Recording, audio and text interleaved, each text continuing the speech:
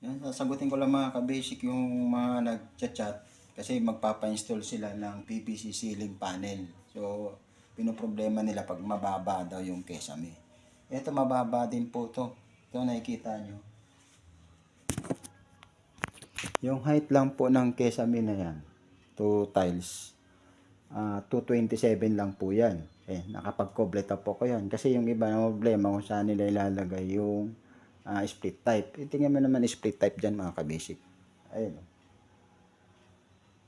Pwede naman po, kahit mababa, pwede po natin yung kabitan ng PVC ceiling panel. Yan po yan mga ka-basic.